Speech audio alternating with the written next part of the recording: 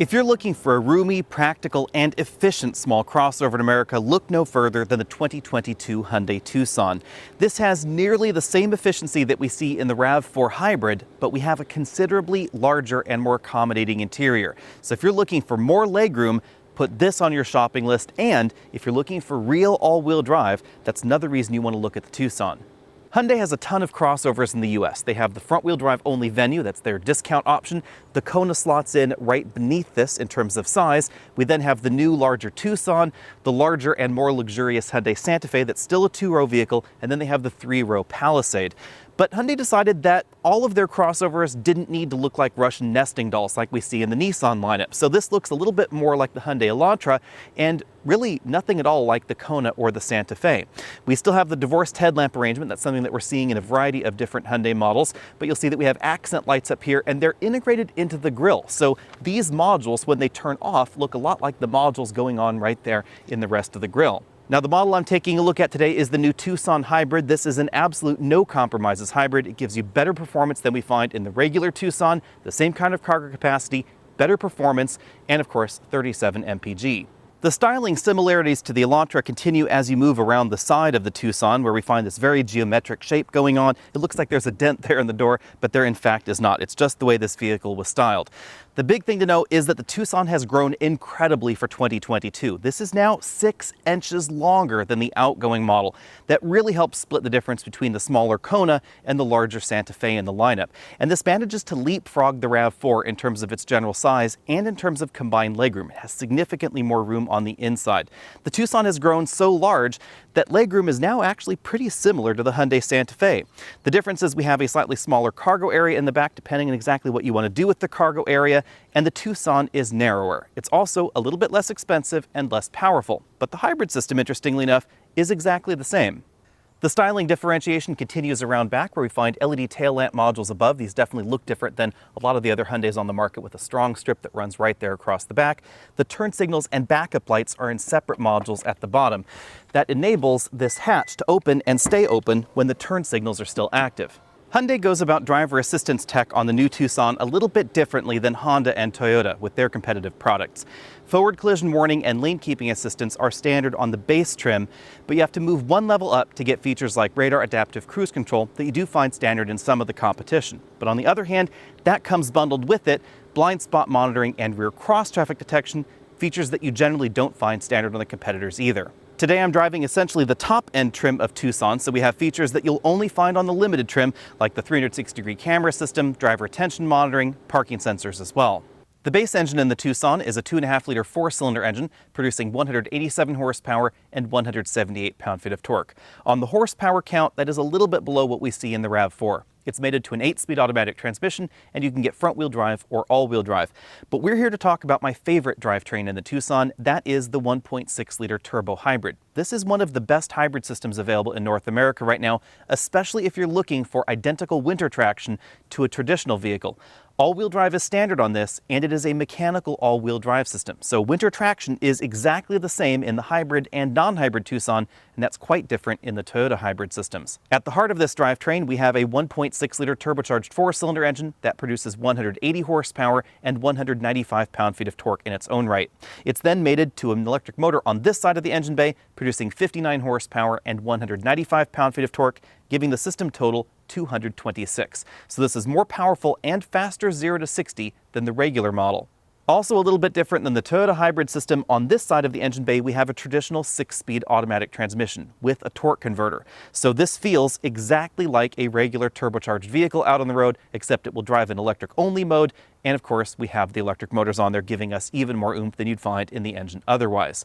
That gives this vehicle 37 miles per gallon combined. That's about 3 MPG lower than the RAV4, but again, we have a mechanical all-wheel drive system.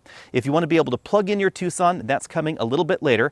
Thanks to a larger electric motor that produces 90 horsepower, it will give you 261 horsepower total, so a little bit more oomph than we find in this model. Towing is also pretty good thanks to the 6-speed automatic transmission. The tow rating of this is a little bit higher than the RAV4 Hybrid at 2,000 pounds for all Tucsons, regardless of which engine is under the hood. And the way this vehicle tows is again going to feel pretty similar to a regular turbocharged model, because when the battery is completely exhausted, it has a 1.5 kilowatt hour battery on board, you still have 195 pound-feet of torque. That's pretty torquey for a vehicle in this category. Driver's seat comfort is pretty comparable to the Toyota RAV4, but there are options in this segment that will give you a 4-way adjustable lumbar support, and I did find the front seats in the Santa Fe Hybrid more comfortable than the ones in the Tucson Hybrid. I say that because the Santa Fe Hybrid and the Tucson Hybrid are really not that far off in pricing. We'll talk about that a little bit later. We do have a 2-position driver memory over there on the driver's door, a tilt telescopic steering column, but the passenger seat does not have the same range of motion as the driver's seat. Technically in the world there are 2 Tucsons, a short one and a long one. The long one is the one that we get in the US, and it definitely is longer than the outgoing model. We have 4 inches more combined legroom than we find in the Toyota RAV4, and that makes a big difference in the back seat. You can see with this front seat adjusted for me at 6 feet tall, I have about 8 inches of legroom left. This is the kind of vehicle where you could very easily put tall adults up front and still be able to put a rear-facing child seat back here in the rear seat. The back seat is a little bit narrower than the one that we find in the Santa Fe, but it offers pretty much the same recline. It's actually a pretty extreme recline here. If I put this all the way to its most upright position, you can see that squares off the cargo area in the back, and then we get about 9 inches of recline motion. This has one of the largest ranges of motion as far as a rear seat recline goes in the 2-row crossover segment, and we have a really big moonroof as well. The glass goes right about here to the back of my head, so we have an awful lot of room and a really airy cabin, but it's not going to be quite as wide as the Santa Fe. That's another reason you might want to get that model. In addition to class-leading legroom, the Tucson also has a big cargo area. And yes, I know on that legroom chart, it looked like the Escape was a little bit higher than the Tucson, but Ford does some unusual things with their legroom calculations. I suspect this has actually more legroom. I will have the Escape at some point here soon, so that way I can do my own measuring.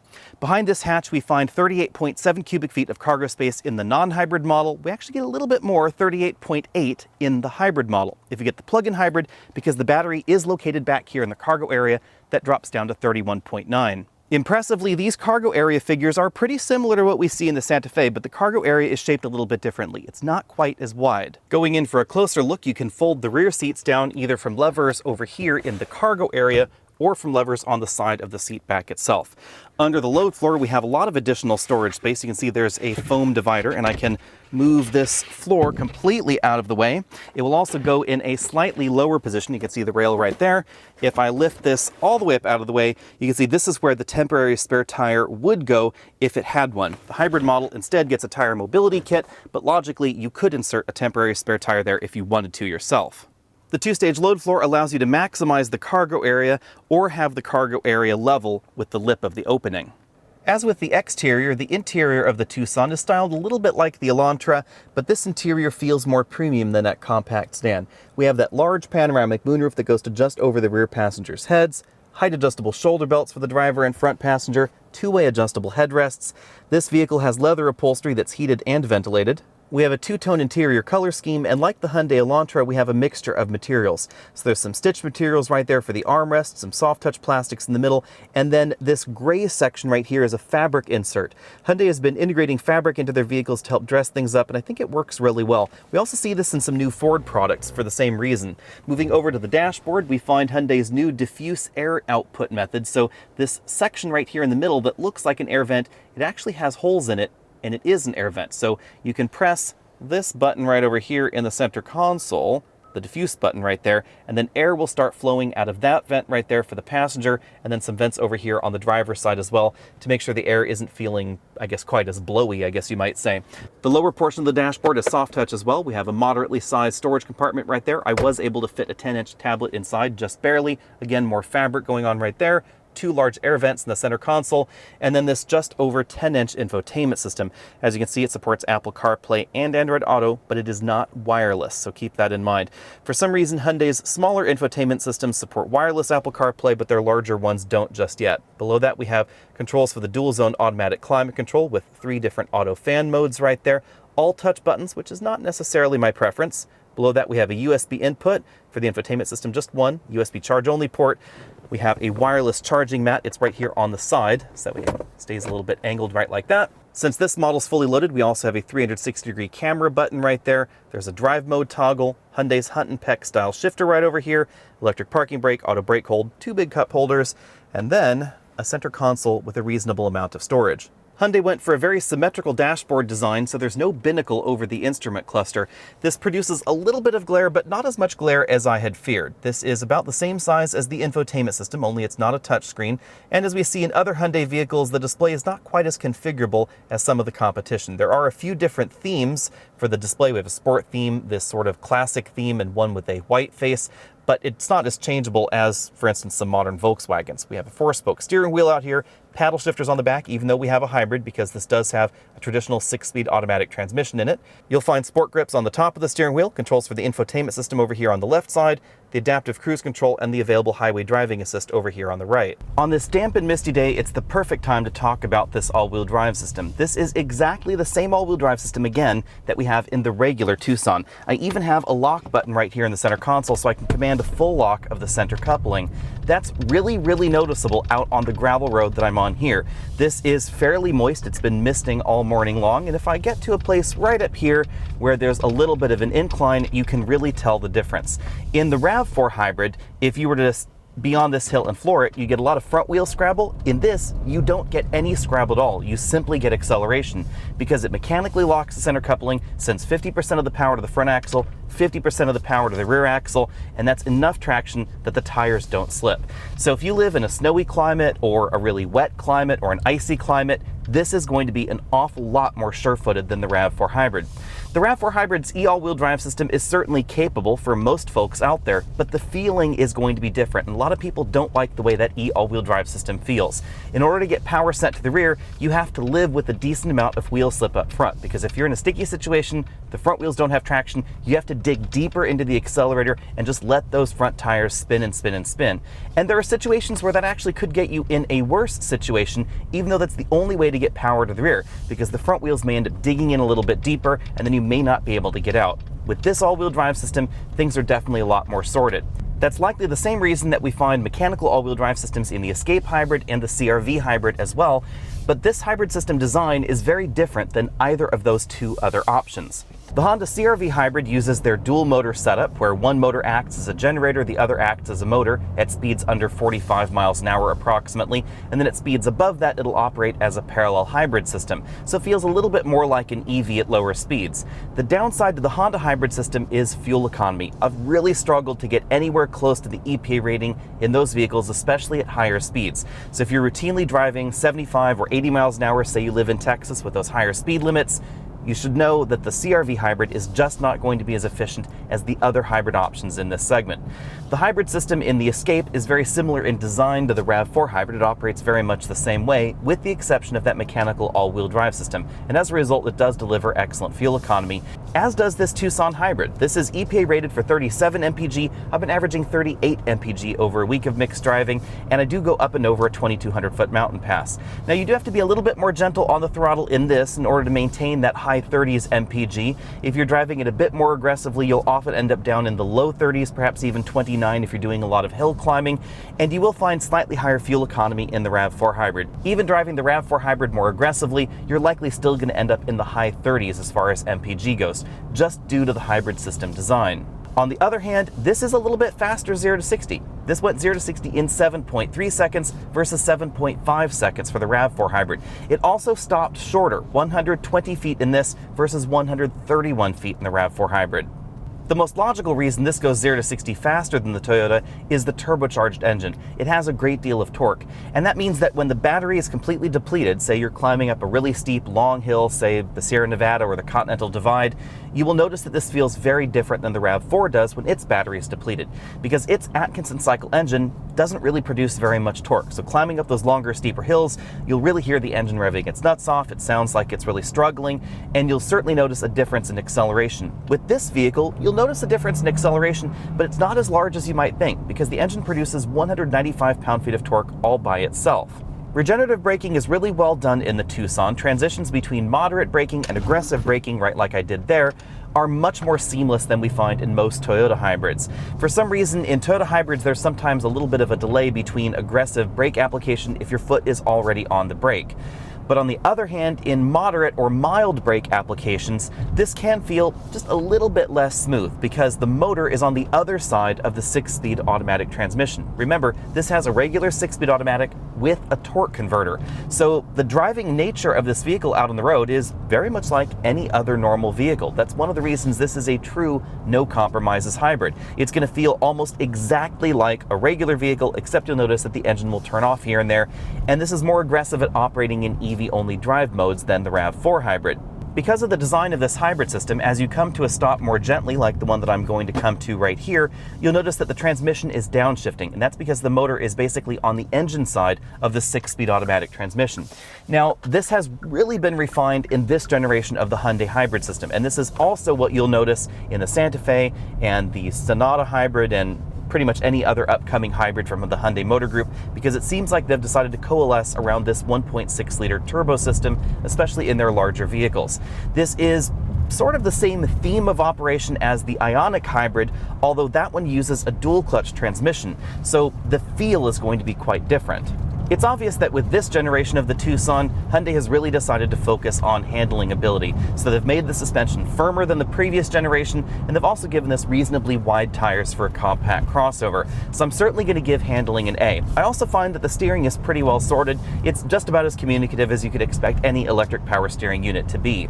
The downside to that is the ride quality. The ride, again, is a little bit firmer than the previous generation Tucson, and I think a little bit firmer than the RAV4 and CR-V as well. So when it comes to the ride quality, I'm going to give this a B+. But if you're looking for a hybrid that is sportier feeling and definitely sportier acting than the RAV4 hybrid or the CR-V hybrid, you definitely want to take a look at this model. In my cabin noise testing at 50 miles an hour, I measured 71 decibels in here, so I'm certainly going to give this an A when it comes to cabin quietness. This is among the quietest mainstream compact crossovers you can buy. This also gets an A for fuel economy. You will get better fuel economy in the RAV4 hybrid, that's why it maintains its A+ score. But this appears to be giving us better fuel economy over a week of mixed driving than you will get in the CR-V hybrid or the Escape hybrid. I haven't been able to spend as much time as I would like in the Escape hybrid. Hopefully I'll be able to spend more time in that vehicle soon to find out if it can manage to match or beat this Tucson hybrid when it comes to fuel economy. But you will notice that this feels more traditional than the Escape hybrid, so that's definitely a reason to get this. I have to say, I'm very, very impressed with Hyundai's latest hybrid system. This combines all of the benefits that you find in a small turbocharged engine, a lot of torque, a reasonable amount of power, high fuel economy out on the highway, with greatly improved city fuel economy, the electric-only operation, the mechanical all-wheel drive system, etc. This is a truly excellent, really well-designed hybrid system, and I hope this makes its way into basically every Hyundai product that they can fit this in. I also wouldn't be surprised if at some point in time they decided to discontinue the dual clutch hybrid system that we find in the Ioniq. Yes, that is more fuel efficient because the transmission is more fuel efficient, but I think the smoothness improvements that we see in this system and the extra power just outweigh those particular benefits from that dual clutch system. Let me know what you think about that in the comment section.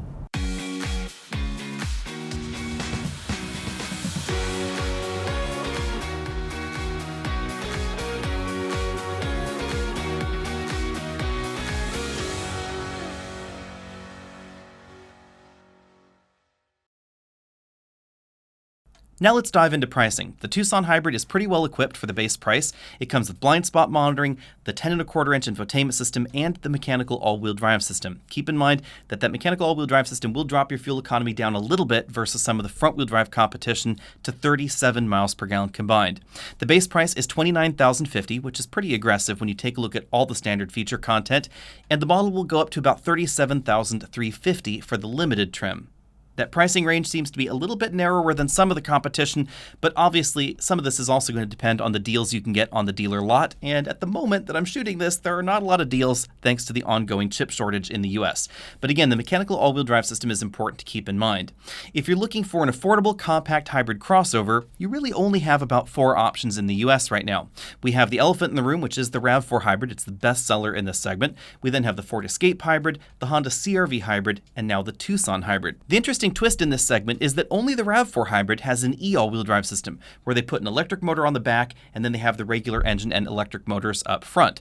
All of the other options use a true mechanical all-wheel drive system. So if you're simply looking for the most sure-footed vehicle out in slippery weather, ice, snow, etc., that's going to be anything except the RAV4. The RAV4 does very well for itself, don't get me wrong, but it is going to feel different if you're on a slippery surface. You're going to have to dig deeper into the throttle to get it to send power to the rear, and it's never going to be able to send as much power to the rear axle as these other options.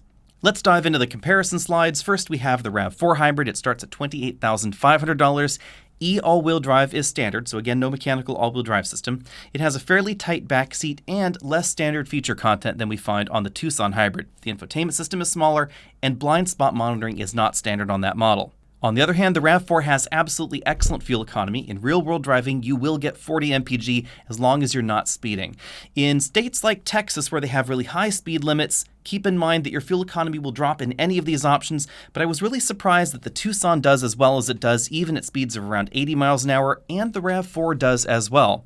If you live in those kind of states, keep in mind that something like the CR-V Hybrid is not going to be getting as good a fuel economy as these other two options. But back to the RAV4. The other big reason to get the RAV4 is going to be long-term reliability and dependability. Due to the design of this hybrid system, I would suspect that it is going to be the most dependable and the most reliable hybrid system in this segment. However, the hybrid system that we see in the Hyundai is incredibly reliable as well. And of course, Hyundai backs it with a really long powertrain warranty, definitely longer than the one that we find in the RAV4. For most folks out there that aren't going to keep their car 10 years and 100,000 miles, there's not going to be a huge difference. But if you are going to keep your car up to about that point, the Hyundai has the longer warranty if you're worried about any hybrid system components. Outside of that, if you were to drive your car 200, 300,000 miles, the mechanical simplicity that we find in the Toyota hybrid system will likely make it a little bit more reliable. The exact difference, that's a little bit hard to divine at this point, however. On the downside, the interior of the RAV4 is a little bit tight, especially in the back seat. The cargo area is generous, but you just don't find as much combined legroom in the RAV4 as we find in some of the other options. You should also know that the interior build quality in the RAV4 is not quite as good as the Hyundai Tucson. Hyundai has really been working to improve their interior build quality, and I think that the interior build quality in the Honda and in the Hyundai are better than the Toyota at this particular time. Speaking of the Honda, we have the CR-V Hybrid, $30,960. It has one of the higher starting prices in the segment. It has a big cargo area, a roomy back seat, and even though the Honda is not exactly a spring chicken, I think that the interior has held up design-wise. I like the design inside and outside of the CR-V. Some might call it a little bit boring, but I actually like the restrained style that we find and the more luxuriously styled interior. Now on the downside, the infotainment system is really old, and that's my one big complaint about the CR-V's interior. If you're really into slick and modern feeling infotainment systems, the one in the CR-V may drive you to tears. The other problem is fuel economy. Honestly, I would just get the regular CR-V because in real world driving, I didn't notice that much of a difference in fuel economy between the regular CR-V and the hybrid model, and you will notice the same if you live in a hilly climate like I do, where you're going up and over mountain passes, or if you live in an area like Texas where you're constantly driving higher speeds. In those situations, the hybrid version of the CR-V is not going to give you as much of a benefit.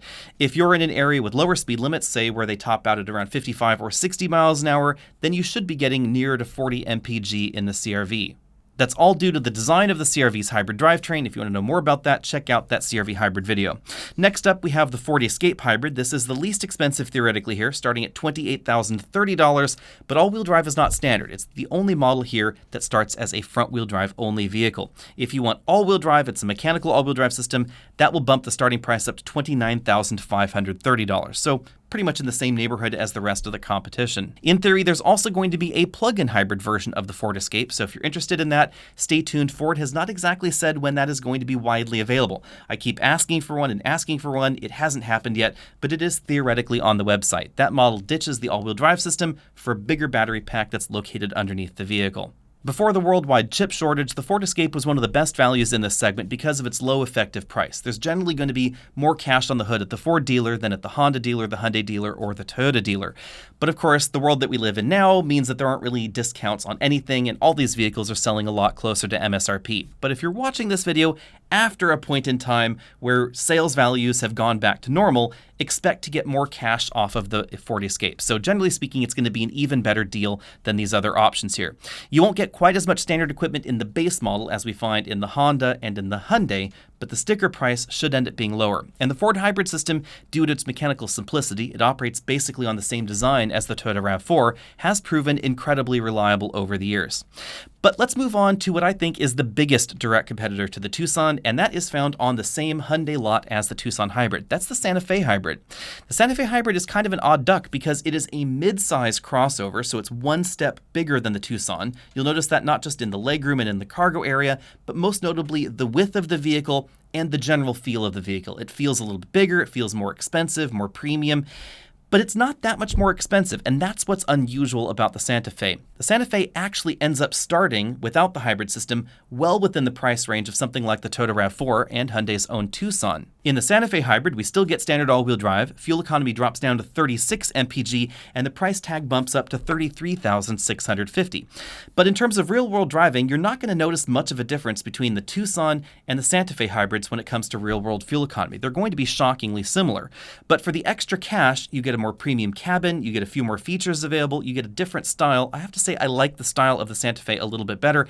And most importantly, you just get a roomier interior. So if you're shopping for especially a family vehicle and you plan on putting adults and child seats or combinations of teenagers and child seats, things like that, in the back of your vehicle, the Santa Fe is going to be much more accommodating. The infotainment systems, the dashboard, etc., the components are all very, very similar, but the style of the Santa Fe is a little bit more, I guess, grown up, you'd say. The more grown-up styling and the relatively small price tag are what would lead me to buy the Santa Fe Hybrid over the Tucson Hybrid.